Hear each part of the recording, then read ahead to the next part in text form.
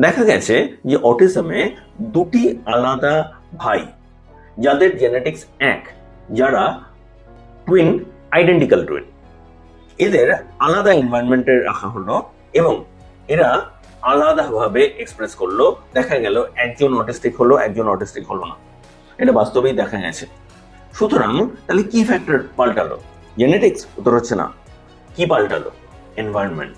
এবং এই এনভায়রনমেন্টে মা বাবা তাদের একটা মেজর রোল রয়েছে।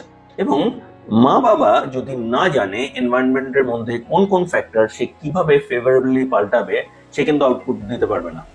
সুতরাং মা বাবা যদি চায় এই অটিজমের সিচুয়েশন পাল্টাতে পারে।